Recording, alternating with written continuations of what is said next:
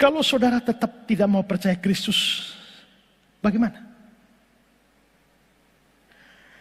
Camkan ini baik-baik.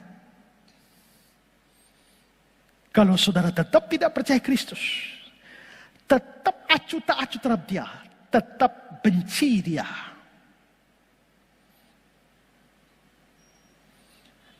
nasibmu dari sekarang sampai akhir selama-lamanya sangat menyedihkan. Perhatikan kata-kata Aweping ini. Teriakan dari Sang Juru Selamat meramalkan keadaan akhir dari setiap jiwa yang terhilang, ditinggalkan oleh Allah.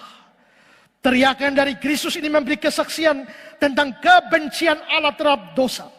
Karena dia kudus dan benar, Allah harus menghakimi dosa dimanapun itu ditemukan.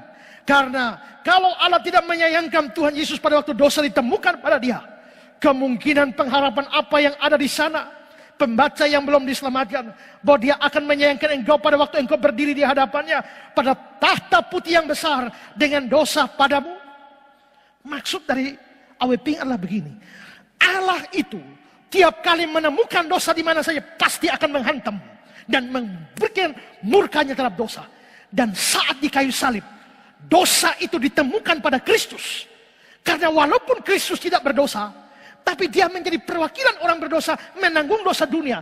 Maka sekarang Allah menemukan dosa-dosa manusia, dosa dunia pada Kristus. Dosa itu pada anaknya sendiri, dia hantam. Apalagi dosa itu ada padamu. Jikalau dosa itu ditemukan pada anaknya yang dikasihi, membuat dia menghantam, murkanya dicurahkan seluruhnya. Masakan kamu itu siapa sampai Allah mau meloloskan kamu? Yesus saja. Saya pakai bahasa yang kasar. Begitu Allah Bapa menemukan dosa pada Yesus, karena Yesus tidak berdosa, tapi karena dia memikul dosa. Begitu dosa itu ditemukan pada Kristus, Allah Bapa melabraknya. Lalu kamu siapa? Sampai ketika Allah Bapa melihat dosa pada kamu, dia mengabaikan? Tidak, dia akan melabrak kamu.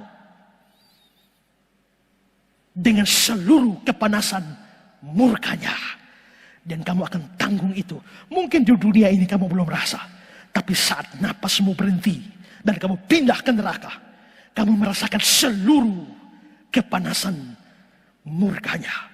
Jika Allah mencurahkan kemurkaannya kepada Kristus pada waktu ia tergantung sebagai jaminan bagi umatnya, yakinlah bahwa dia pasti akan mencurahkan murkanya kepadamu jika engkau mati dalam dosa-dosamu.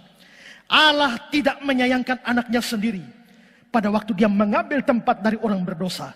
Dan dia juga tidak akan menyayangkan dia yang menolak Sang Juru Selamat. Kristus dipisahkan dari Allah selama 3 jam. Dan jika engkau akhirnya menolak dia sebagai Juru Selamat, engkau akan dipisahkan dari Allah untuk selama-lamanya.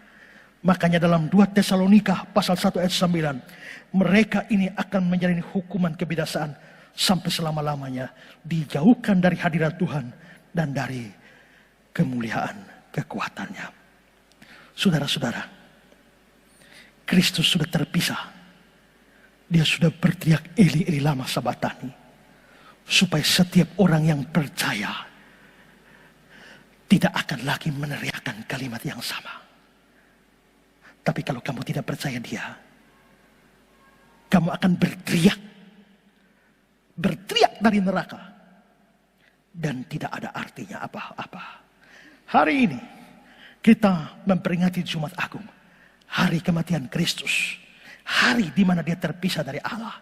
Dan jikalau hari ini saudara datang buka hati kepada dia, hari ini, mulai hari ini, kamu berdamai dengan Allah. Kamu tidak akan terpisah dari dia. Sekarang ini, mulai hari ini, dan sampai selama-lamanya. Saya tidak peduli saudara agama apapun. Kalau ada orang agama lain mendengar ini, tidak peduli kamu agama apa, tapi kamu akan berteriak Eli Eli lama sabatani, berteriak dengan sangat menyedihkan, tapi tidak ada pertolongan bagimu. Tapi berbahagialah saudara yang percaya, karena kamu tidak harus menanggung semua itu. Kamu hidup dalam damai sejahtera dengan Allah Siapakah di antara saudara hari ini mau berkata, ya Tuhan, aku datang padamu. Aku percaya padamu. Dan aku tidak akan mengalami perpisahan itu. Karena engkau sudah menanggungnya untuk aku. Semua yang mendengar saya secara online, abaikan semua hal. Dan mari sekarang, tundukkan kepala saudara semua. Mari kita tundukkan kepala. Bagi yang sudah percaya, bersyukurlah. Saudara tidak akan terpisah. Tapi yang sekian lama jadi orang Kristen belum pernah buka hati pada Kristus. Mari ini kesempatan buka hati pada Kristus.